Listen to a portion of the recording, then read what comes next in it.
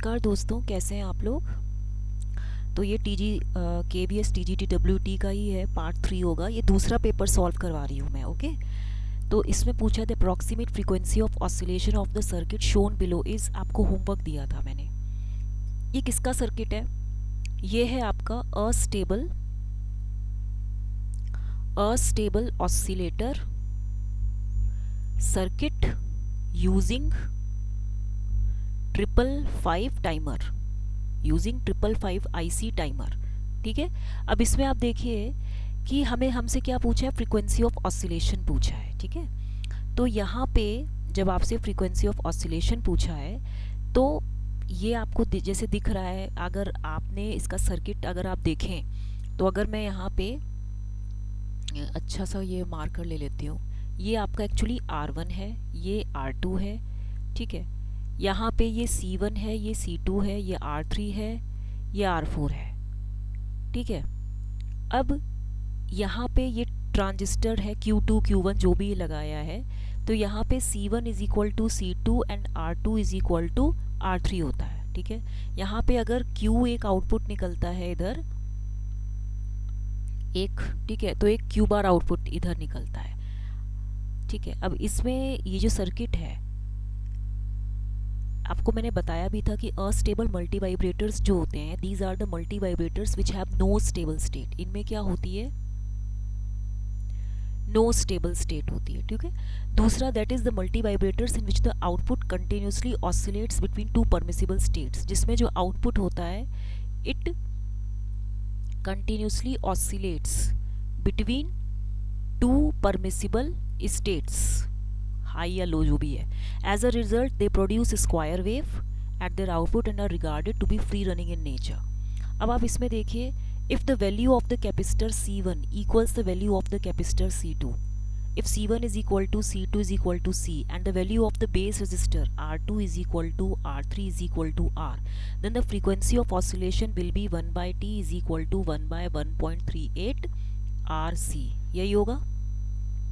अब यहाँ पे अगर आप देखें तो R2 is equal to R3 हमने लिया है, तो R2 is equal to R3 is equal to R is equal to हमने 10K है, C1 is equal to C2 is equal to C is equal to कितना दिया है इसमें, 0.1 है, इसमें 0.01 माइक्रोफराड है, 0.01 माइक्रोफराड है। अब इसको आप जब सॉल्व करेंगे तो कितना आ जाएगा, इसको सॉल्व कीजिए, 1 बाय 1.38 इंटू 10 किलो ओम है, तो 10 इंटू 10 क्यूब हो जाएगा, इंटू 0.01 इंटू 10 की पावर -6। इसको फर्दर पूरा सॉल्व कर लीजिए तो आपका कुछ आंसर आएगा 7.246 किलो हर्ट्ज़। तो यहाँ पे जो इसका आंसर है वो आप देख लीजिए, थर्ड ऑप्शन है। आप इसको कॉपी में कैलकुलेट भी करना। नेक्स्ट क्वेश्चन है, a step input of 4 ampere is applied to an ammeter, the pointer swings to 4.18 ampere and finally comes to rest at 4.02 ampere. Determine the overshoot of reading in ampere and in percentage of final reading. देखिए, and secondly the percentage error in instrument. देखिए, moving part of instruments का mass होता है और inertia होता है। Whenever ये आपका मीटर होता है, याद है, यहाँ पे इस तरह से पॉइंटर लगा होता है, तो whenever an input is applied to the instruments the pointer does not immediately come to rest. Pointer कभी भी रेस्ट में इमीडिएटली नहीं आता है at its steady state position, but goes beyond, या ये उससे आगे जाता है, it overshoots its steady state position, it overshoots its steady state position. तो ओवरशूट जो होता है आपका, it is evaluated as maximum amount, it is evaluated as maximum amount by which moving system moves beyond steady state position, जिससे कि जो moving system होता है ये अपनी स्टेडी स्टेट पोजीशन या रेस्ट पोजीशन से या फाइनली रिफ्लेक्टेड पोजीशन से जो है ये आगे जाता है। ठीक है, तो परसेंटेज एरर निकालनी है हमें। जैसे तो परसेंटेज एरर क्या होती है, percentage error is the difference between the estimated value and the actual value in comparison to the actual value and is expressed as a percentage. तो यानी कि परसेंटेज एरर आपका हो जाएगा T minus E upon T into 100, right. T क्या है आपका, T is the true और actual value, and E is what, it is the estimated value, ये एस्टिमेटेड वैल्यू है, ठीक है, it is the estimated value. तो अब यहाँ देखिए ओवरशूट कितना है आपका, जैसे ओवरशूट हमें निकालना है, ओवरशूट कितना है आपका 4.18 माइनस 4.02, तो कितना हो जाएगा ये, लगभग 0.16 एम्पियर। तो जो परसेंटेज ओवरशूट आपकी निकलेगी, परसेंटेज ओवरशूट, ये कितना निकलेगा 0.16 जो माइनस करके आया अपॉन 4.02 इंटू 100। हमने इस 0.02 को निगलेक्ट कर दिया, तो लगभग 400 के करीब आ जाएगा। अगर मैंने इसको निगलेक्ट कर दिया तो ये करीबन 400% आएगा, मतलब 4% के लगभग।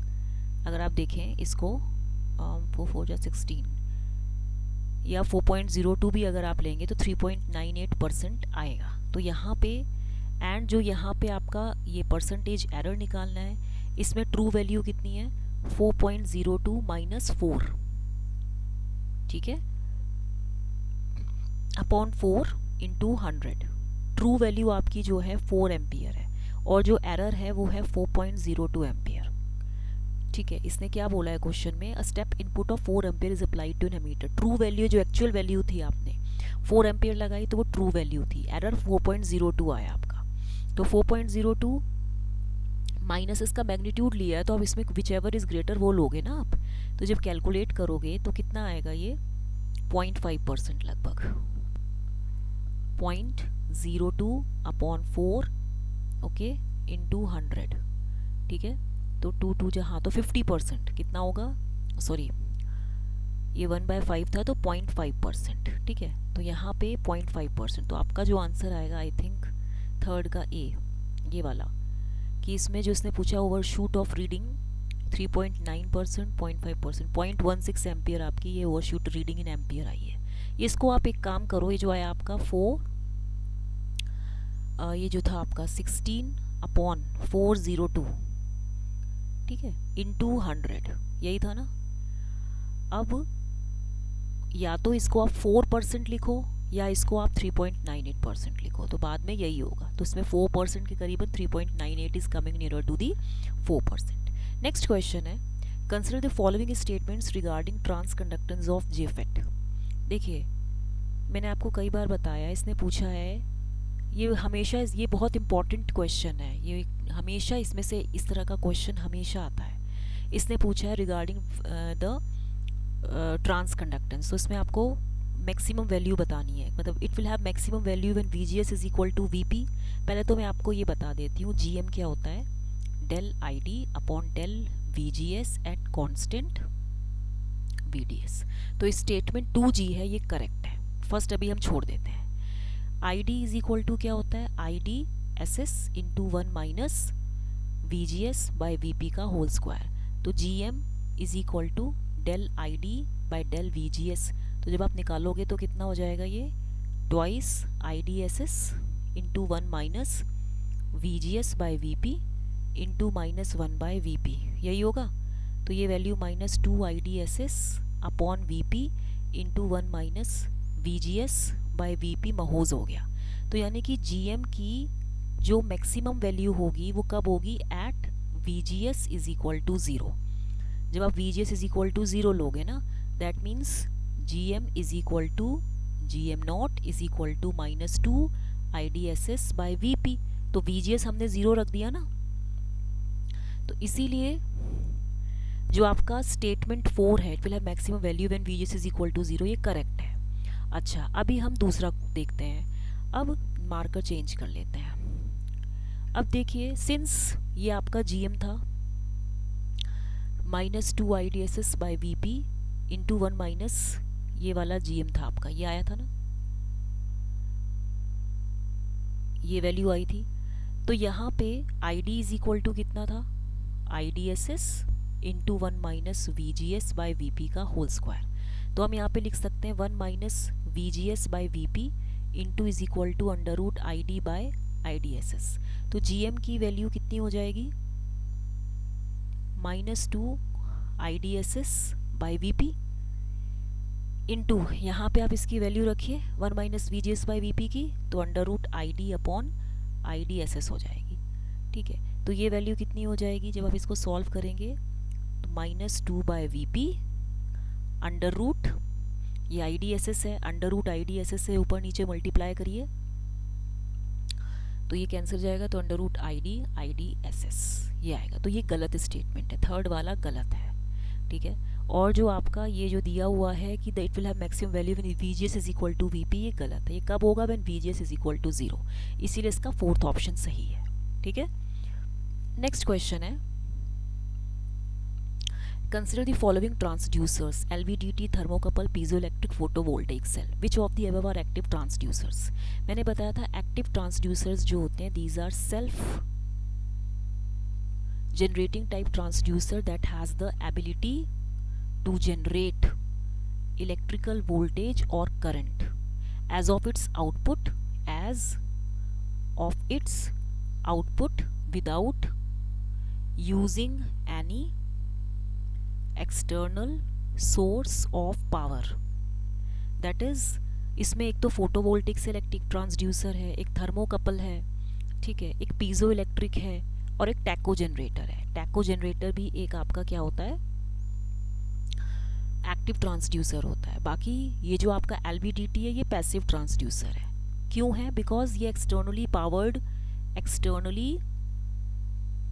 पावर्ड transducers होते हैं that induce variation in the parameters associated with the electrical circuits with the variation in the applied input signal, जो कि क्या करते हैं, external power transducers हैं that induce variation in parameters associated with electrical circuits with the variation in with respect to change or variation in input signal, जो कि variation parameters में variation change करते हैं। जैसे जैसे आपका इनपुट चेंज होगा वैसे वैसे आपका पैरामीटर भी चेंज करेगा। टेम्परेचर है या उसका प्रेशर है या उसका हीट है या उसका वॉल्यूम है, जो भी उसके पैरामीटर्स हैं फिजिकल, वो वेरी करेंगे जैसे जैसे आपने इनपुट चेंज किया, ठीक है। तो जैसे पोटेंशियोमीटर है, LVDT है, इसके मैं एग्जांपल लिख देती हूँ। जैसे पोटेंशियोमीटर है, LVDT है, ओके, स्ट्रेन गॉज है, स्ट्रेन गॉज है एंड थर्मिस्टर है। ये सारे क्या हैं, आपके पैसिव ट्रांसड्यूसर्स हैं, ठीक है, एक्सटर्नली पावर ट्रांसड्यूसर्स हैं। तो इसका राइट आंसर होगा second, third and fourth, right. Next question है, consider the circuit given below, the circuit was at rest. अब ये क्वेश्चन देखते हैं। The circuit was at rest with switch K is opened, okay. जब switch K खुला था तब circuit rest position पे था। T इक्वल टू 0 पे स्विच क्लोज्ड है, तो करंट ICT निकालना है। पहले तो हम निकालेंगे T नेगेटिव पे। यहाँ पे 6 ओम है, यहाँ पे आपका ±24 वोल्ट है, यहाँ पे आपने लगा दिया 3 ओम है और यहाँ पे ये जो है आपका VC है प्लस माइनस, ठीक है। अब देखिए यहाँ पे जो आपका VC 0 नेगेटिव है वो 24 वोल्ट आएगा, that is equal to VC 0 plus at T equal to T second, ठीक है। अब हमने क्या किया, जब आपका ये स्विच खुला था, ये तो तब था जब आपका स्विच ओपन था। व्हेन योर जब स्विच ओपन होगा तो क्या होगा, ये बीच का सर्किट तो चला जाएगा। व्हेन स्विच इज ओपनड, ये फर्स्ट केस था। सेकंड केस में क्या है, हमने ये बना दिया, ये हो गया आपका 2 फराड, यहाँ पे आपका हो गया 6 ओम, यहाँ पे एक शॉर्ट हो गया अगर स्विच कनेक्टेड था, और यहाँ पे था आपका 3 ओम, और यहाँ पे था आपका ±24 वोल्ट। अब आप देखिए इसमें जो आपका VC इन्फिनिटी है वो 0 वोल्ट होगा। Voltage across C at T positive is given by VCT is equal to VC infinity plus VC 0 plus minus VC infinity. ये फॉर्मूला याद कर लीजिएगा, E minus T to the power R equivalent C equivalent, यही होता है। R equivalent कितना दिया है आपको 3 ओम, C इक्वलेंट कितना दिया है आपको 2 फराड, RC इक्वलेंट कितना हो जाएगा आपका 6 सेकेंड्स। तो VCT कितना हो गया आपका, VC इन्फिनिटी 0 है, क्योंकि कैपेसिटर जो होता है at T equal to L क्या होता है, स्टेडी स्टेट पे शॉर्ट सर्किट होता है, कैपेसिटर स्टेडी स्टेट पे ओपन सर्किट होता है, ठीक है। तो यहाँ पे यहाँ पे जो अब यहाँ पे इसमें जो आपका VCT होगा वो कितना हो जाएगा 24, ये 24 आएगा e⁻⁻t/6 वोल्ट, ठीक है। एंड जो ICT होगा वो होगा C/dV/dt, तो ये वैल्यू कितनी हो जाएगी C की 2 फराड हो गया, इंटू यहाँ पे dV/dt करो तो 24 इंटू -1/6 e⁻⁻t/6, तो 2 3 जा 6, 3 8 जा 24, तो ये वैल्यू कुछ हो जाएगी आपकी -8e⁻t/6 एम्पियर, ठीक है। तो आपका जो आंसर आएगा ये थर्ड ऑप्शन होगा। इसने बोला है t=0 स्विच इज क्लोज, तो VC इन्फिनिटी क्या होगा, t=इन्फिनिटी। आपने पढ़ा होगा ना कि L जो होता है ये शॉर्ट सर्किट हो जाता है स्टेडी स्टेट पे, और कैपेसिटर ओपन सर्किट हो जाता है स्टेडी स्टेट पे, ये आपने पढ़ा है ना, ये हम चेक करेंगे बाद में। और तो ये इस तरीके से VC इन्फिनिटी 0 वोल्ट है। VC 0 माइनस आपने कब निकाला, जब स्विच खुला था, जब स्विच बंद हो जाएगा तो क्या होगा, वो VC इन्फिनिटी वोल्टेज 0 हो जाएगा ना, इस यहाँ पे शॉर्ट हो गया ना। नेक्स्ट क्वेश्चन है, shape of a lissajous figure depends upon, किस पर डिपेंड करता है, लिजाजस फिगर क्या होता है, it is formed when two sine waves are applied simultaneously to the vertical and the horizontal reflecting plate of CRO. The shape of Lissajous figure depends on amplitude, phase and the frequency. इस पर depend करता है ये, ठीक है, okay. ये हम फिर कभी बाद में देखेंगे जब फेज इसका, अभी बाद में देखेंगे जब इसके ऊपर कोई क्वेश्चन आएगा। नेक्स्ट क्वेश्चन है, find the order of the system, okay, find the order of the system. Order of the system क्या होता है, ऑर्डर ऑफ द सिस्टम निकालने के लिए हमें पहले तो क्या देखना है, first of all solve the series parallel combination present in the circuit. पहला स्टेप होता है कि आपको सिंप्लीफिकेशन करनी होती है, सिंप्लीफिकेशन करनी होती है ऑफ गिवन सर्किट, ठीक है। तो यहाँ पे ये जैसे आपका क्या है, आपका सीरीज में है, और ये जो है आपका क्या है, ये आपका पैरेलल में है, ठीक है। तो सिंप्लीफाइड सर्किट क्या होगा, ये 2K है, ये 4 माइक्रोफराड है, तो 1 + 1 कितना हो जाएगा 2 मिली हेनरी, फिर यहाँ पे 2K हो जाएगा, फिर ये पैरेलल में है तो पैरेलल में कैपेसिटेंस ऐड हो जाते हैं, तो 4 माइक्रोफराड हो गया, फिर यहाँ पे 3 किलो ओम हो जाएगा, फिर प्लस माइनस V इनपुट। तो ऑर्डर ऑफ सिस्टम क्या होगा, order of system is equal to number of storing elements, तो कितना हो जाएगा 1 2 3, 3 स्टोरिंग एलिमेंट्स हैं, 1 इंडक्टर एंड 2 कैपेसिटेंस, ठीक है। नेक्स्ट क्वेश्चन है आपका, read the below statement regarding the Darlington amplifier. It has a very high input resistance, high voltage gain, unity current gain, low output resistance. क्या है इसका answer, Darlington amplifier कैसा होता है, डार्लिंगटन एम्पलीफायर कैसा होता है, ऐसा होता है ना कुछ, emitter of one is connected to the base of other, right. यहाँ पे जो होता है, यहाँ पे R इनपुट है तो ये V इनपुट है, तो यहाँ पे ये VCC है, ठीक है। तो यहाँ देखिए ये क्या है, कॉमन कलेक्टर कॉन्फ़िगरेशन है, common ammeter common collector configuration है, चेक कीजिएगा, यूज इन डार्लिंगटन एम्पलीफायर, ठीक है। तो इसमें क्या होता है, इनपुट इम्पिडेंस इसका बहुत लार्ज होता है, एंड हायर इनपुट इम्पिडेंस की वजह से इसका हाई करंट गेन होता है, हाई वोल्टेज गेन होता है, आउटपुट इम्पिडेंस स्मॉल r0 होता है, तो हाई इनपुट इम्पिडेंस होगा इसका, लो आउटपुट इम्पिडेंस होगा, हाई करंट गेन होगा इसका, इसमें हाई करंट गेन होता है, हाई करंट गेन होता है, एंड यूनिटी वोल्टेज गेन होता है, ये करेक्शन है इसमें, ठीक है। एंड हाई इनपुट इम्पिडेंस होता है, वेरी हाई तो नहीं होता है, ठीक है। तो इसमें जो है इसका जो आंसर होगा वो केवल होगा B एंड C, ये नहीं, B एंड C कैसे हो गया इसका होना चाहिए, इससे पूछा इनकरेक्ट, तो इनकरेक्ट तो इसका यही होगा ना, हाई वोल्टेज गेन था तो यूनिटी वोल्टेज गेन होता है, यूनिटी करंट गेन है तो हाई करंट गेन, तो B एंड C इसके करेक्ट इनकरेक्ट स्टेटमेंट्स हैं, ओके।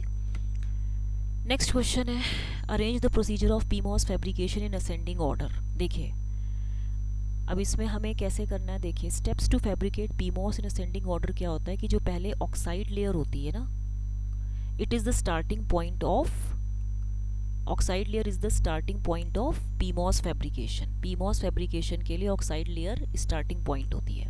फिर उसके बाद इसमें गेट ऑक्सीडेशन स्टेप्स करते हैं। Gate oxidation steps are perform to create gate oxide layer. फिर हम गेट ऑक्साइड लेयर बनाते हैं, ठीक है। फिर यूज फोटोलिथोग्राफी एंड इचिंग करते हैं। यूज फोटोलिथोग्राफी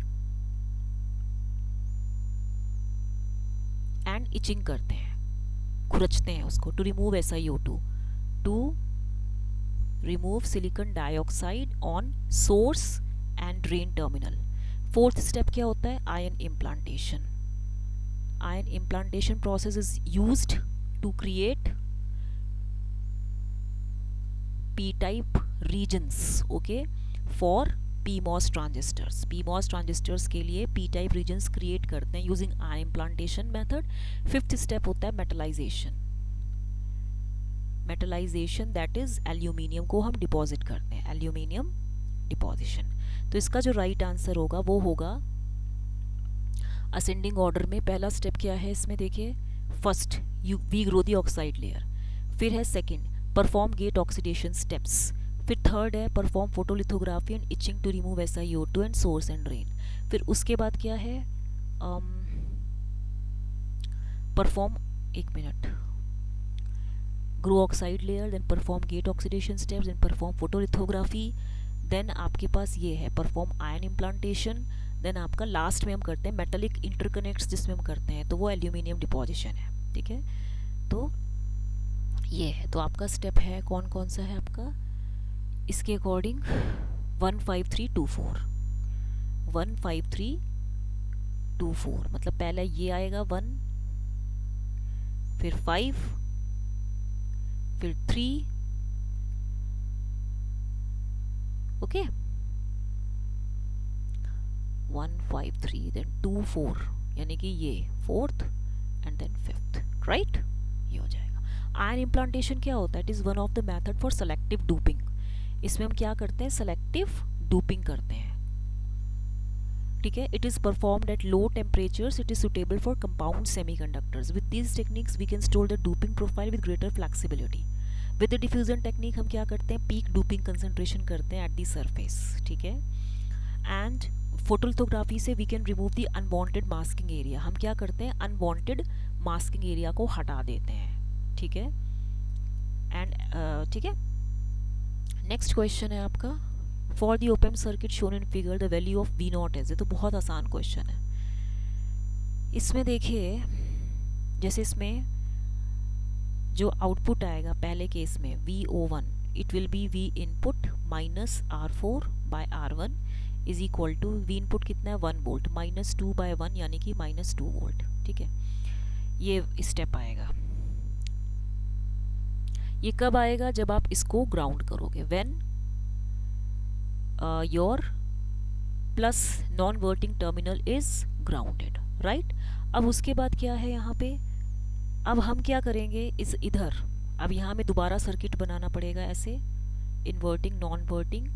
यहाँ पे हमने 1 किलो ओम रखा, यहाँ पे भी हमने 1 किलो ओम रखा, यहाँ पे हमने प्लस माइनस 1 वोल्ट रखा, ये ग्राउंड रहा, ये 1 वोल्ट को हम इधर कनेक्ट कर दिया, इधर जो है 1 किलो ओम हो गया, इधर ग्राउंड हो गया, और इधर 2 किलो ओम हो गया, ठीक है। यहाँ पॉइंट ए बी मान लिया जो भी था, ये VO2 मान लिया। अब हमें क्या करना है,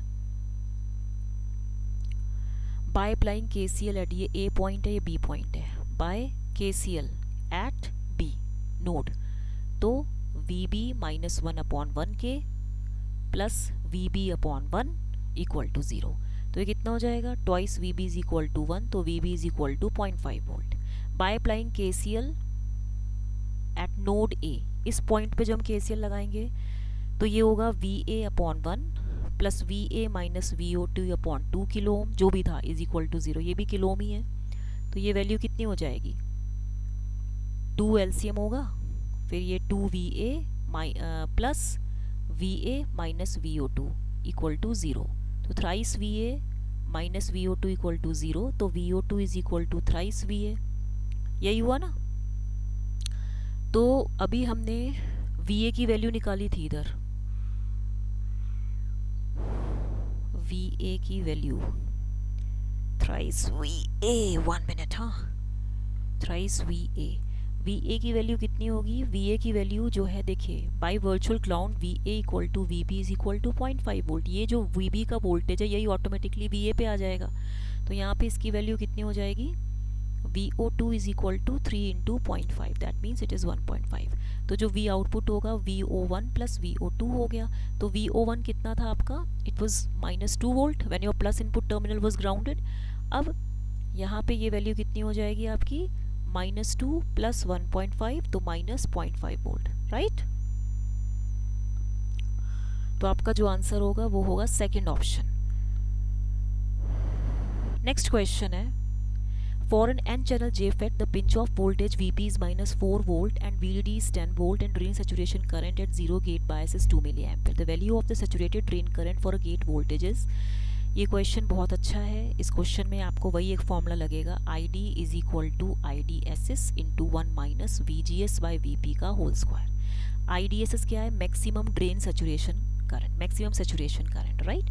VP कितना दिया है आपको, -4 वोल्ट, राइट। ID कितना दिया है आपको, 2 मिली एम्पियर, ठीक है। एंड गेट वोल्टेज आपको कितना दिया है, VP -4 volt, VDD 10 volt, IDD 2 milli ampere दिया है। गेट वोल्टेज -2 वोल्ट है, तो यहाँ पे जो ड्रेन करंट होगा वो कितनी हो जाएगी वैल्यू, 1 माइनस -2 बाय -4 का स्क्वायर। ये वैल्यू 2 इंटू 10 की पावर -3 इंटू 1 माइनस 1/2 का स्क्वायर। तो ये वैल्यू 2 इंटू 10 की पावर -2 इंटू 1/8 हो गया, ठीक है। तो कितना हो जाएगा, 2/8 ही तो आएगा ना ये, 1 माइनस, एक मिनट रुकिए, 1 माइनस, हाँ तो 1/2 हुआ, 1/2 का ये 4, सॉरी ये 2, तो ये कुछ 0.5 आएगा, 0.5 मिली एम्पियर। तो आपका जो आंसर आएगा 0.5 मिली एम्पियर आएगा, ठीक है। तो इतना आपको मालूम होना चाहिए, आज के लिए इतना काफ़ी है। टिल देन इसको लाइक शेयर एंड सब्सक्राइब करना मत भूलेगा। अच्छे क्वेश्चंस थे। हमेशा जेफेट में से ये एक GM वाला मैक्सिमम ट्रांसकंडक्टेंस जरूर पूछते हैं, एक इसके फॉर्मूले के ऊपर 2-3 फॉर्मूले के ऊपर बेस्ड न्यूमेरिकल्स आते हैं, तो वो जरूर से प्रिपेयर कर लीजिएगा हर एग्जाम में, चाहे वो नेट का हो चाहे जो भी हो। टिल देन इसको लाइक शेयर सब्सक्राइब करना मत भूलेगा। थैंक